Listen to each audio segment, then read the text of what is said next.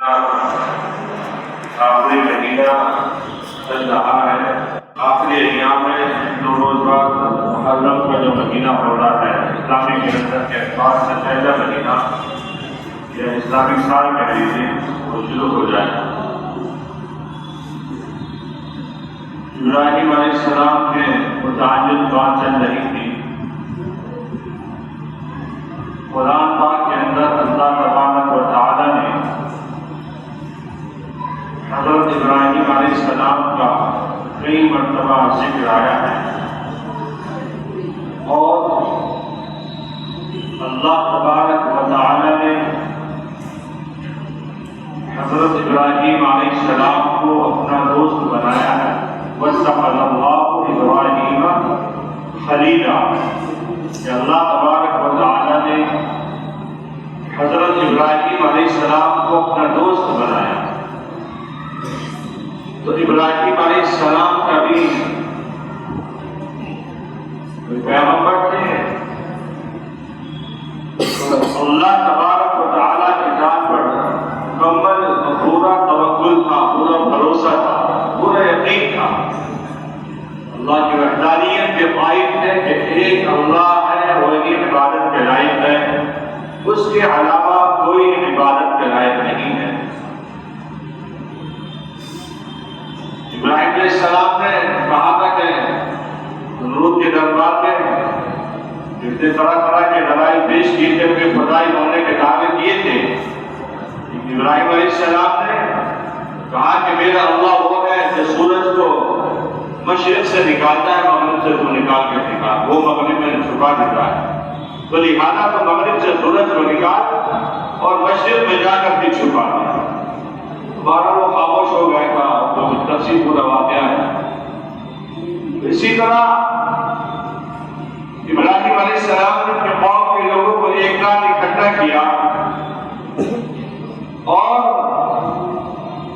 ان کو کہا کہ یہ سورج، یہ جو آپ آسمان میں جتنے ستارے دیکھ رہے ہیں، یہ تمام کے تمام ستارے جو ہے یہی ہمارا رب ہے۔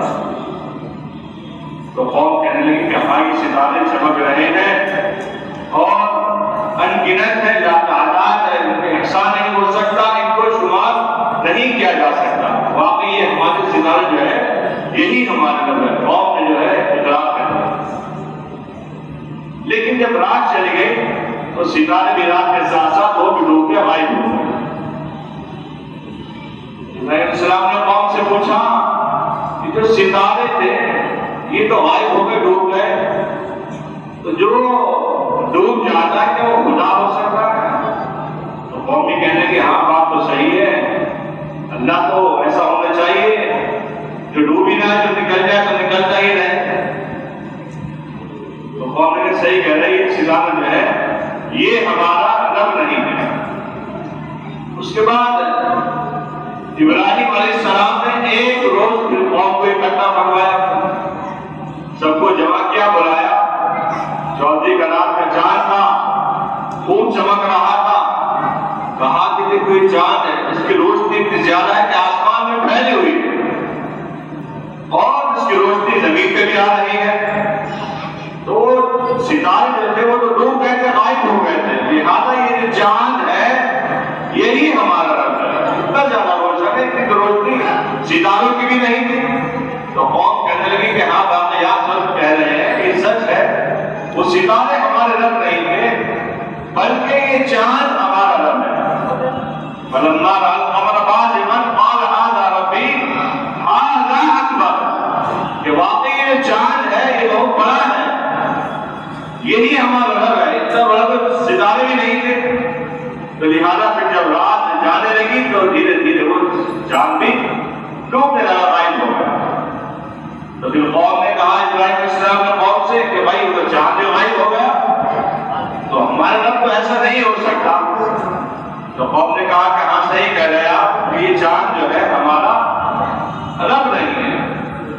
اس کے بعد ایک دن جو ہے وہ پھر دوبارہ اکٹھا کیا، تیسری مرتبہ۔ یہ سورج جو چلچلاتی دھوپ ہے، پوری دنیا اس سے روشن ہے، اور اس کی روشنی چاند کی روشنی سے کئی گنا زیادہ ہے. تو نہ چاند ہمارا رب ہے نہ ستارہ ہمارا رب ہے، بلکہ یہ سورج جو ہے یہ واقعی ہمارا رب ہو سکتا ہے. اسی کو ہم اپنا رب مانے تو قوم بھی کہنے لگے کہ ہاں واقعی آپ صحیح کہتے ہیں کہ چاند کی روشنی جو ہے اس کے سامنے بالکل پھیکی، چاند بھی غائب ہو گیا اور اس سے پہلے ستارے بھی غائب ہو گئے، تو لہٰذا یہ سورج جو ہے یہ تو بہت زیادہ روشن ہے، یہی ہمارا رب ہے. بہرحال جب غروب کا وقت آ گیا سورج بھی غروب ہو گیا. اب ابراہیم علیہ السلام نے کہا کہ بھائی یہ تو سورج بھی غائب ہو گیا، یہ کیسا رب ہمارا؟ بھائی یہ تو رب ہو نہیں سکتا، یہ بھی غائب ہو گیا. جس طرح ستارے غائب، چاند غائب، اور یہ اسی طرح یہ سورج بھی غائب ہو گیا، غروب ہو گیا. تو قوم کہنے لگے کہ تو ہمارا بیوقوف بنا رہا ہے، کبھی تو ستاروں کو رب کہتا ہے، کبھی چاند کو رب کہتا ہے، اسی طرح تم نے جو ہے سورج کو رب کہا اور تیری بات مانتے چلے آئے ہیں، اور لہٰذا آج یہ ہے سورج بھی غائب ہو گیا، تو ہمارا کیوں بیوقوف بنا رہا ہے؟ یہ کوئی رب نہیں ہے. تو ابراہیم علیہ السلام نے کہا کہ واقعی میں بھی تو یہی چاہ رہا تھا کہ تم ان کا انکار کرو، میں تمہیں لائن بجا رہا تھا. ہمارا رب تمہارا رب جو ہے وہ ہے جو غائب نہیں ہوتا، لا تأخذہ سنۃ ولا نوم، جس کو نہ اونگ آتی ہے جس کو نہ نیند آتی ہے، وہ ہمیشہ بیدار رہتا ہے. ہمارا رب وہی ہے، وہی اللہ ہے، وہی ہر چیز کا مالک ہے، اور نفع نقصان کا مالک وہی اللہ ہے. تو لہٰذا جب قوم نے کہا کہ ہاں تم صحیح کہہ رہے ہو، ہم جو بیٹھے ہیں اٹھتے ہیں چل پھر رہے ہیں، ایک اللہ ہی کی طاقت ہے جس نے ہمارا کام بنا رکھا ہے. تو انی وجہت وجہی للذی فطر السماوات والارض حنیفا. تو ابراہیم علیہ السلام نے قوم سے فرمایا اے میری قوم، تم تمام کی تمام اس رب کی طرف متوجہ ہو جاؤ جو رب آسمان کو پیدا کرنے والا ہے، جو رب زمین کو پیدا کرنے والا ہے، جس رب کے ہاتھ میں دنیا کا پورا نظام ہے، جو رب چاہتا ہے رات کو لے آتا ہے، جو رات کو لا کر کے غائب کر دیتا ہے، دن کو لاتا ہے، جس چاند کو ستاروں کو جن کو ہم رب سمجھ رہے تھے اللہ کے وہی محتاج ہے، اللہ انہیں کو نکالتا ہے، انہیں کو ڈبو دیتا ہے. یہ سب اللہ کے محتاج ہے، اللہ کسی کا محتاج نہیں ہے. لہذا اے میری قوم، تو قولوا لا الہ الا اللہ تفلحوا، تم اللہ کا کلمہ لا الہ الا اللہ محمد رسول اللہ جو ہے اس وقت تو ہے لا الہ الا اللہ، تم اس کلمے کے قائل ہو جاؤ، اس کلمے کے جو ہے اس کو پڑھ لو، یہی جو ہے تمہاری وحدانیت کا جو ہے یہی تمہارے لیے دلیل بن جائے گا، اور اسی کلمے کی وجہ سے تم لوگ کامیاب ہو جاؤ گے، دنیا میں بھی کامیاب رہو گے اور آخرت میں تم کامیاب رہو گے. تو اللہ کے پیغمبر حضرت ابراہیم خلیل اللہ نے اس طرح اپنی قوم کو دھیرے دھیرے انہوں نے اللہ کی وحدانیت کا قائم کر لیا. یہ چاند ستارے سورج جتنی تم ان کی پرستش پوجا کرتے چلے آ رہے ہو، یہ اپنے ذات میں کچھ نہیں ہے، صرف اللہ ہی ہے. ہمارا وہی کام بناتا ہے، وہی بگاڑتا ہے، اسی سے ہم نے ماننا چاہیے، اسی کے آگے ہاتھ پھیلانا چاہیے. تو قوم کی سمجھ میں آیا کہ واقعی جو ہے آپ صحیح کہہ رہے ہیں، ہمارا رب جو ہے آسمان کا زمین کا پیدا کرنے والا ہے، اور جتنی چیزیں اس آسمان اور زمین کے اندر ہے ان کے درمیان ہے ان تمام کا جو ہے اللہ ہی مالک ہے. للہ ما فی السماوات و ما فی الارض، جتنی چیزیں آسمان میں، جتنی چیزیں زمین کے اندر ہے، جتنی معدنیات ہے، جتنی کانیں ہیں، جتنا سونا چاندی، جتنی بھی چیزیں زمین کے اندر نکلے گی، یہ جو زمین کے اوپر ہے وہ تمام کی تمام اللہ ہی کی ہے. تو ہم سب کو چاہیے ہم اپنے اللہ کو ایک مانیں، وہی ہمارا رب ہے، وہی تمام کا رب ہے. اور اللہ جو ہے کوئی انسان سوچے کہ صاحب ہم جو ہے ہم کہتے ہیں کہ ہم سب کاروبار کرتے ہوئے فلاں کام نہیں ہو گیا، لاک ڈاؤن لگ گیا، یہ ہو گیا وہ ہو گیا، ہم ایک دوسرے کو جو ہے سبب بنا لیتے ہیں اپنے کاروبار ٹھپ ہونے کا. اصل میں یہ چیز کچھ نہیں ہے. رازق جو ہے روزی دینے والا زمین میں جتنے چوپائے ہیں، جتنے جانور ہیں، چرند پرند، یہ تمام کے تمام اللہ تعالیٰ دیکھو ان کو کیسے رزق دے رہا ہے۔ ایک انسان ہی تو یہ کام کرتا ہے، باقی انسان کے علاوہ بتائیے کتنی مخلوق ہے، سب کا نظام، سب کا رزق اللہ کے ہاتھ میں ہے، سب کو اللہ تعالیٰ جو ہے رزق دے رہے ہیں۔ نہ وہ کچھ کام کرتے ہیں، نہ کاج کرتے ہیں، ان کو کھانا پینا اور آرام سے سو جانا۔ لیکن انسان جو ہے جس کی تلاش میں اتنے دوڑ دور کرتا ہے کہ صاحب یہاں جاؤ وہاں جائے کام کر ہو کر، تو انسان جو ہے وہ ذریعہ جو ہے اپنے رزق کا، اپنی محنت کو، اپنی کاوش کو سمجھتا ہے کہ میں نے جو فیکٹری لگائی ہے نا، مجھے یہی رزق دے رہی ہے، یہ میں نے جو بزنس شروع کیا ہے، یہ جو میں نے روپیہ پیسہ لگایا ہے، اس روپیے پیسے کی وجہ سے مجھے جو ہے روزی مل رہی ہے۔ یہ روزی، یہ بزنس میں روپیہ پیسہ لگانا، فیکٹری بنانا، یہ کرنا وہ کرنا کچھ نہیں ہے، کوئی ان کی حیثیت نہیں ہے۔ آپ نے دیکھا ہوگا لوگ بڑے بڑے موٹے بڑے پیسے لگا دیتے ہیں کاروبار میں، لیکن اس کے باوجود بھی ان کا کاروبار ٹھپ ہو جاتا ہے، زیرو ہو جاتا ہے۔ وہ پیسہ موٹا پیسہ لگایا، کروڑوں روپے کا بزنس سیٹ اپ لگایا، لیکن وہ سیٹ اپ ان کا بالکل بیکار، رو رہے پریشان ہیں کہ صاحب فلاں جو ہے ہم نے اتنا پیسہ لگایا تھا لیکن وہ چل نہیں رہا۔ کسی نے بتا دیا کہ صاحب یا سلام پڑھو، فلاں پڑھو، فلاں پڑھو، پڑھ رہے بیچارے وہ اللہ سے مانگ رہے ہیں، لیکن پتہ چلا بھائی تم فجر کی نماز پڑھتے ہو نہیں کہ صاحب نماز تو نہیں پڑھ پاتا، میں بیدار نہیں ہو پاتا، رات کو تھک جاتا ہوں۔ اب رات میں کیا چل رہا ہے کہ صاحب پوری رات ہو گئی، انسان موبائل میں مصروف ہے۔ موبائل اس سے کتنے نقصانات ہیں معلوم ہے، بدنظری اس موبائل سے ہو رہی ہے، اور اس کے ساتھ ساتھ انسان موبائل دیکھ کر تھک جائے گا تو بات میں مجبور ہو جائے گا۔ اب پتہ نہیں کس نامحرم سے بات ہو رہی ہے، یا محرم سے بات ہے تو غیبتیں ہو رہی، غیبت سن رہا ہے کان کے ذریعے سے، ہے نا بھائی؟ اپنی غیبت کر رہا موبائل پہ، کسی کی برائی ہو رہی ہے یا پھر غیبت سن رہا ہے، فلاں تو ایسا یہ وہ ہے۔ اس کے بعد تیسرا جو گناہ ہوتا ہے، جب آنکھ اور انسان کا کان جب ساتھ دیتے ہیں تو اس کا اثر پھر کیا ہوتا ہے؟ یہ دل پہ اٹیک کرتا ہے، انسان کے دل میں پھر وہ چیز جذب ہو کر دیتا ہے، اس چیز کو، اس بات کو، اسی کے ساتھ سے پھر وہ کام کاج کرتا ہے۔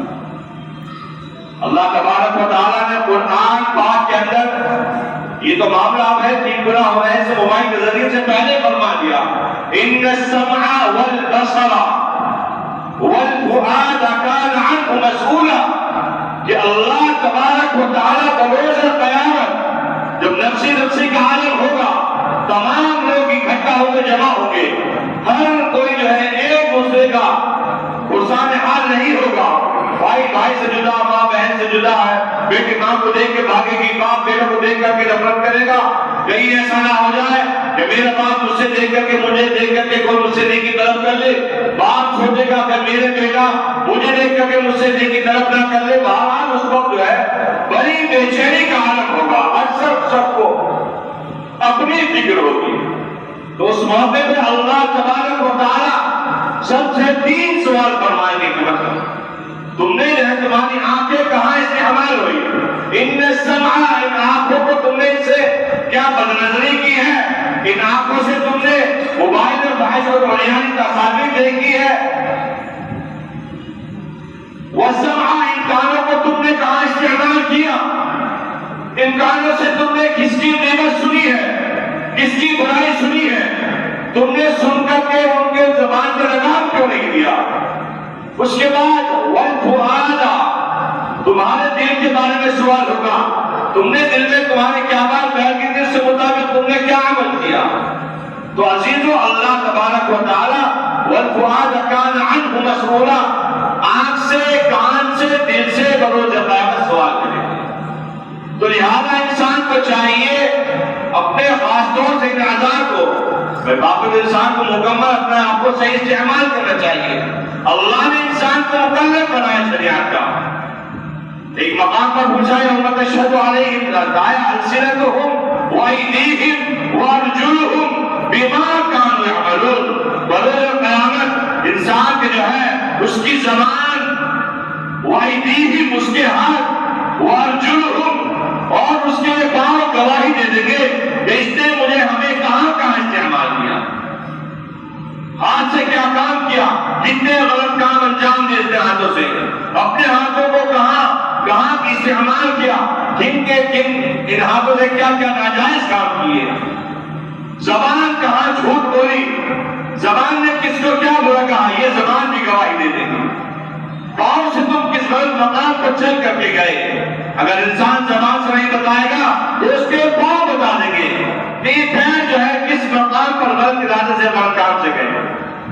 تو عزیزوں، ہم سب کو صحیح استعمال کرنا چاہیے اپنے اعضاء کا، اور اللہ تبارک و تعالیٰ سے ڈرتے رہنا چاہیے، اپنے آپ کو ہمیشہ ہر وقت تیار کر لینا چاہیے کہ نہ معلوم کس وقت ہمارا اللہ کے یہاں سے بلاوا آ جائے اور ہمیں کب اللہ کے یہاں جانا پڑ جائے۔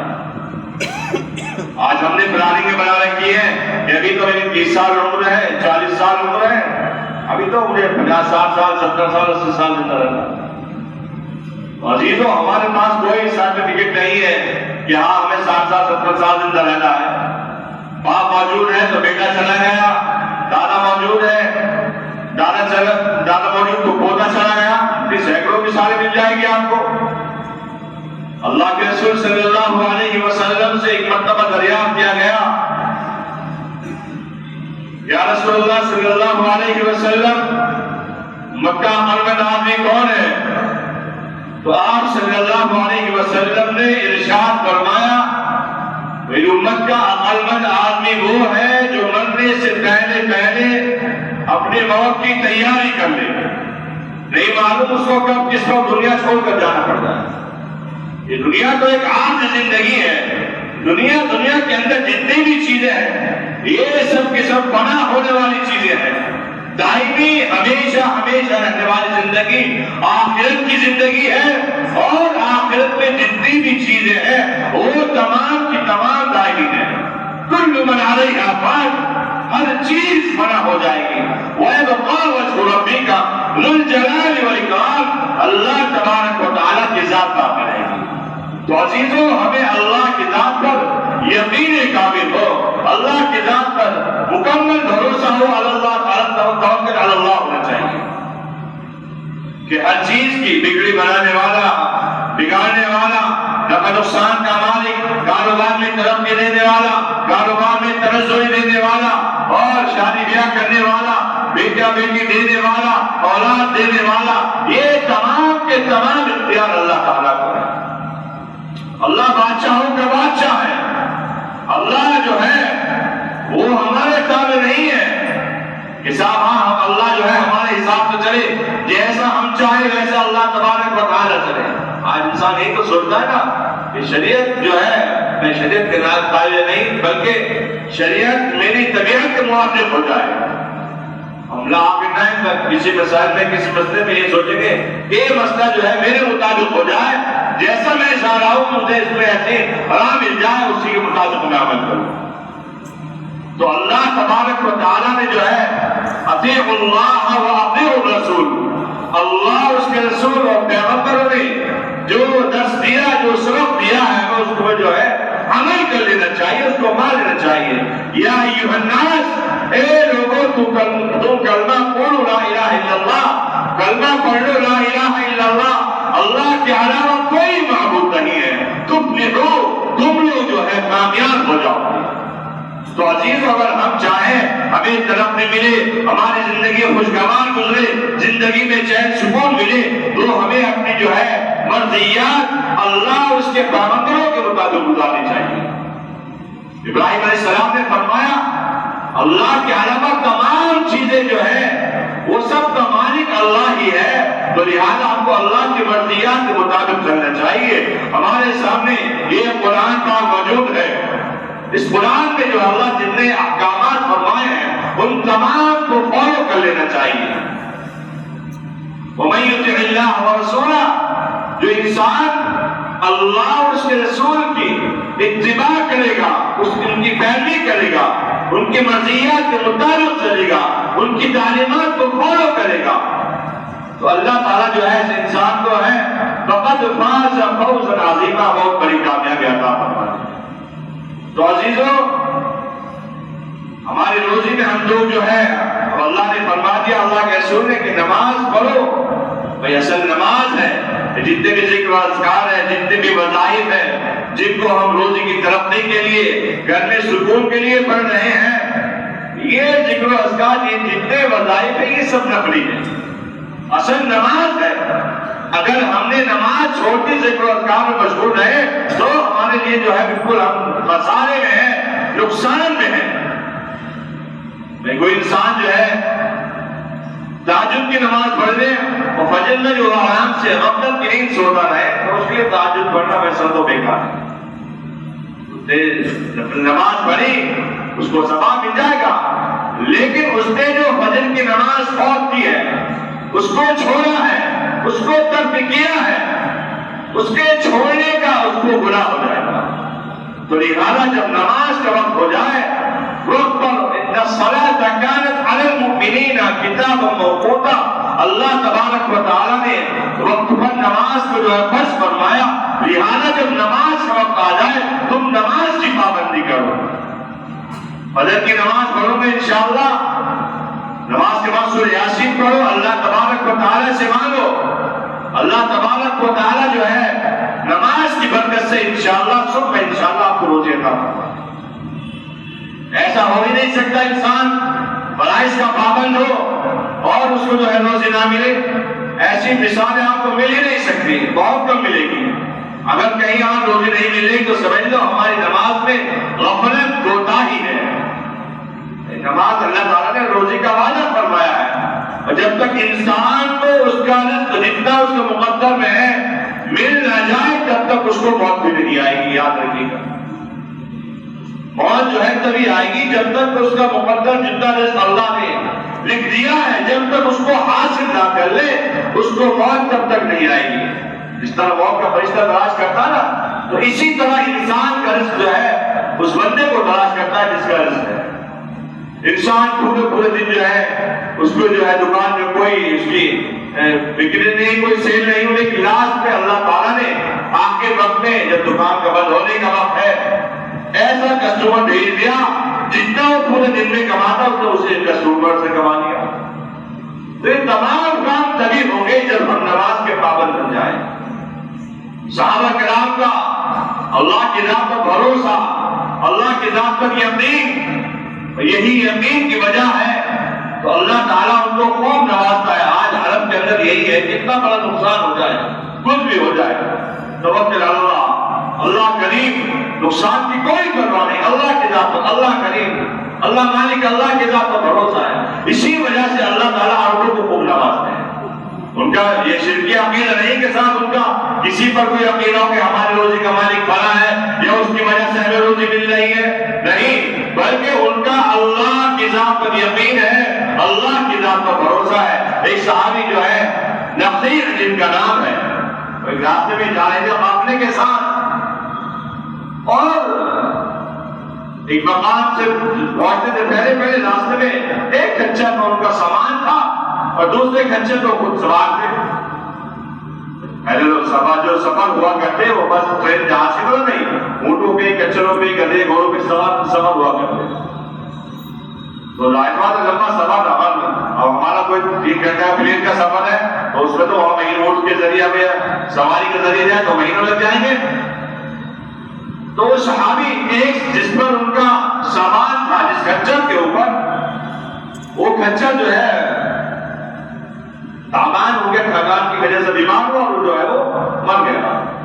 وہ بڑے مایوس، بڑے پریشان کہ میرے پاس اتنا سارا سامان ہے اور میرے پاس یہی سواری ہے، اس میں کیسا سامان ہے، تو کس طرح میں سفر کروں گا، بڑے پریشان۔ تو مہاراج جو اور ساتھی تھے جن نے جو ان کا پورا گروہ تھا، انہوں نے کہا بھائی پریشان کیوں رہے ہو، یہ آپ کا جو سامان ہے ہم اپنے ساتھ ایڈجسٹ کر لیں گے، اس کو رکھ لیں گے، آپ پریشان نہ ہوں گے۔ کہ نہیں، مجھے نماز پڑھنی چاہیے پہلے۔ اچھی طرح وضو کیا، وضو کرنے کے بعد صلاۃ الحاجہ پڑھی انہوں نے اور اللہ سے گڑ گڑا کے مانگا کہ اللہ جو میرا سفر تھا میں تیری ذات پر بھروسہ ہے۔ اللہ کے رسول نے فرمایا کہ جو انسان اچھی طرح وضو کرے اور نماز پڑھے تو اللہ تعالیٰ جو ہے اللہ سے جو مانگے انشاءاللہ اس کی حاجات پوری ہو جاتی ہے۔ تو اللہ سے خوب گڑ گڑا کے دعا مانگنے لگے۔ ادھر جو کچا تھا وہ تڑپنے لگا اور اپنا بلکنے لگا اور دوبارہ وہ زندہ ہو گیا. یہ ایسے بڑے اور کچھ آپ کو واقعات حدیث کی کتابوں مل جائیں گے. لیکن عزیزوں اللہ کی ذات پر یقین ہونا چاہیے, اللہ پر بھروسہ ہونا چاہیے. اگر ہمارا اللہ کی ذات پر بھروسہ ہے تو انشاءاللہ تمام کام ہمارے لیے آسان ہو جائیں گے. ہم کسی کے لوگ غیر اللہ کو پوچھتے ہیں, کسی کی عبادت کرتے ہیں, اللہ کے علاوہ کسی اور کو شریک ٹھہراتے ہیں کہ صاحب ہمارا جو ہے ہماری مراد فلاں پیر فلاں بابا فلاں وہ کریں گے, وہی بیٹا عطا فرمائیں گے, انہی کے ذریعے سے ہمارے کام کاروبار کی ترقی ہوگی. تو یہ ہمارا شرکی عقیدہ ہے, اس سے ہمیں بچنا چاہیے. ابراہیم علیہ السلام کا اور جو تھا اسی طرح انہوں نے بہلایا کہ صاحب چاند ستارے یہ سورج جو ہے یہ رب نہیں ہو سکتے. رب تو وہ ہے جو آسمان و زمین کا مالک ہے, جو ان کو چھپاتا ہے, جو ان کو ڈبوتا ہے, جو ان کو نکالتا ہے, مشرق سے نکالتا ہے مغرب میں سورج کو چھپا دیتا ہے. جو اللہ اس بات پر قادر ہے تو اللہ ہی ہمارا ہر چیز کا مشکل کشا وہی ہے, حاجت روا اللہ ہے, اللہ ہی سے مانگنا چاہیے. جب ہمارا اللہ کی ذات پر یقین ہوگا اور ہم اللہ کو جو ہے ہر چیز کا نفع نقصان کا مالک اللہ کو سمجھیں گے تو انشاءاللہ ہمارے تمام کام آسان ہو جائیں گے. اللہ تبارک و تعالی ہم سب کو عمل کرنے کی توفیق عطا فرمائے. آمین. وآخر دعوانا الحمدللہ رب العالمین.